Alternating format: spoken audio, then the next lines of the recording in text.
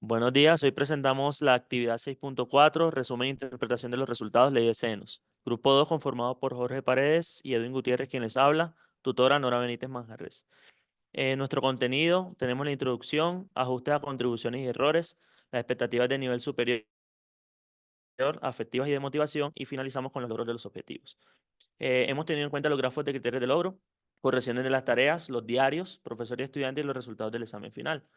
Inicialmente, entonces, presentamos algunos ajustes con base en los comentarios, tanto de formador como de compañeros, que hemos hecho sobre estos grafos de los objetivos. En particular, por ejemplo, para el objetivo 1, nos dimos cuenta que necesitábamos o agregar la contribución sobre el proceso de interpretar para el criterio de logro 1.3, los errores E28 y E31, que nos permiten diferenciar las activaciones parciales de las nulas para esos criterios de logro, y la percepción del profesor sobre la expectativa afectiva 1 para la tarea DRON, que estaba pendiente de diligenciarla en ACE.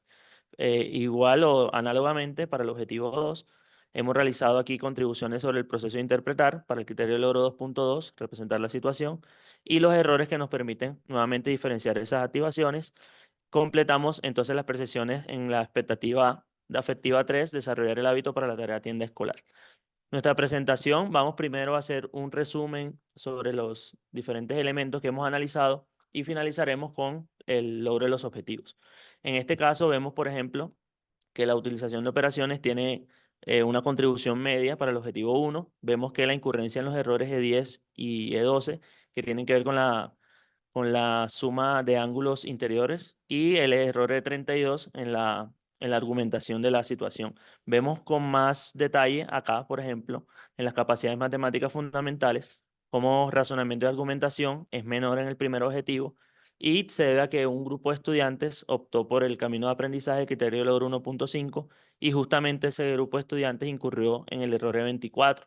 Así que pues es la menor activación que tenemos de ese camino de aprendizaje. Aumenta porque vemos que hay unas contribuciones o activaciones mayores al 90% para los criterios de logro 2.6, 2.7 y 2.13 en el objetivo 2, lo cual pues hace que la contribución sea mucho mayor. El uso de herramientas, vemos potencialidad en los estudiantes, por ejemplo, para utilizar la calculadora, para sacar los resultados de la función inversa de seno y hacer los resultados o los análisis de los procedimientos conducentes a esa solución. Y eso es una fortaleza también que nos permite esos aspectos aquí altos. Para el caso de los procesos, en términos generales, vemos que el proceso matemático de interpretar tiene una contribución media, nuevamente el error de 32, que aparece para ambos objetivos porque es el criterio de logro final de ambos grafos, que es para presentar los argumentos de la tarea, pese a que disminuyó y eso lo veremos más adelante. Aquí, entonces, numéricamente vemos que el criterio de logro 1.7, un grupo de estudiantes no realizó la comparación de esas medidas obtenidas y eso también bajó la distribución considerablemente por la no activación. Y en el diario de los estudiantes, comparando aquí diferentes fuentes de información, los estudiantes fueron consecuentes con esta situación y los diligenciaron en la parte cualitativa del diario. Vemos que en el error E32, para el criterio de logro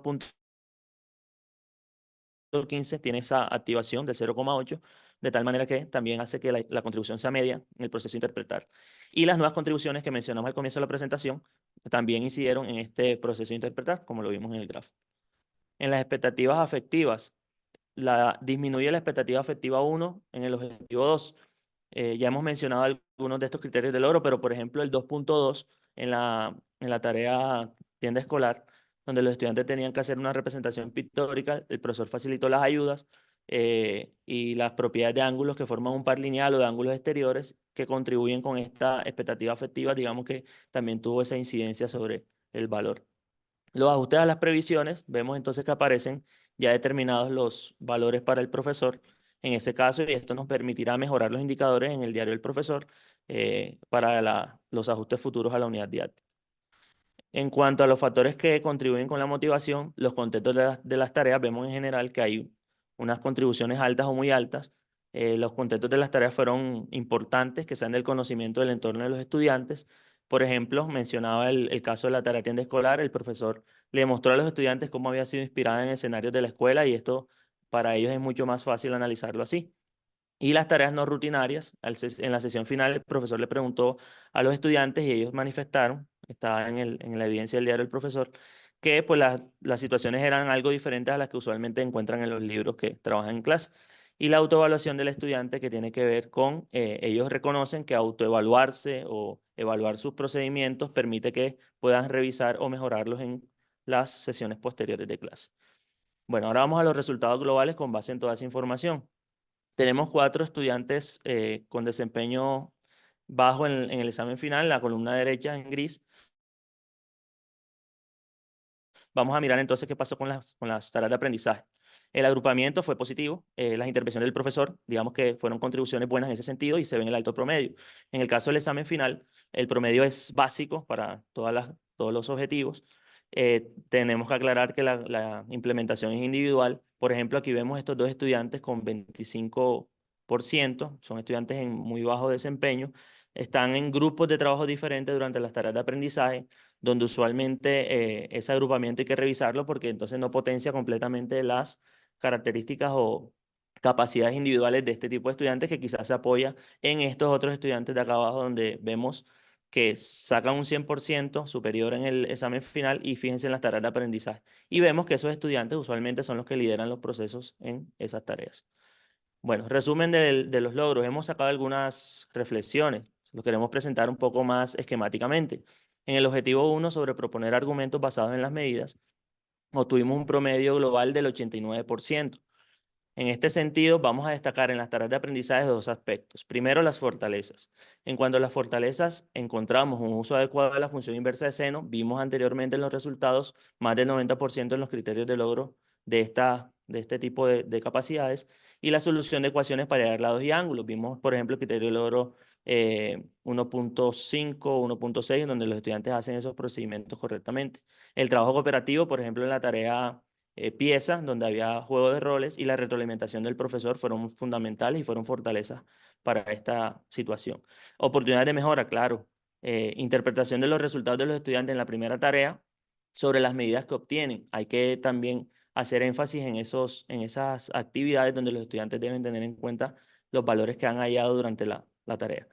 El hábito de no usar procedimientos rutinarios, que fue algo que también se vio claramente en los resultados y en la corrección de las tareas, y el uso de instrumentos, por ejemplo, de medida como en la tarea pieza, cuando ellos al final debían comparar si los modelos de las piezas eran similares y de pronto ahí se daban cuenta que tenían que mejorar esa parte, así que hay que explorarlo mejor. En el examen final, los resultados nos muestran que hay una mejora en la argumentación, todavía hay errores, pero hay una mejora evidente. Eh, Desempeño promedio está en alto, digamos que el examen final para el objetivo 1 fue mejor y solo hay 3 estudiantes con bajo desempeño. En el objetivo 2 hacemos el ejercicio similar, el promedio global es similar, pero entonces tenemos la siguiente fortaleza. Este objetivo se trata de emplear estrategias.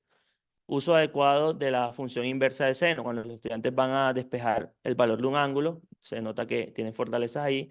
La comparación de medidas mejora en este objetivo con respecto al primero. La contextualización de las tareas por parte del profesor es una fortaleza de esta situación. Y la disminución progresiva en el error de 32 cuando presenta sus argumentos. Oportunidades de mejora.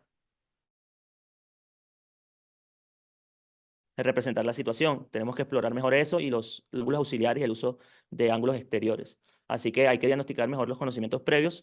La tarea diagnóstica hay que revisarla posteriormente. En los resultados vemos que el desempeño es básico, 9 estudiantes en bajo desempeño, ya mostramos algunos casos. Por ejemplo, cambian la distribución de lados y ángulos y no utilizan no utilizan correctamente la propiedad de ángulos suplementarios. Con la referencia le agradecemos su tiempo. Muy amables.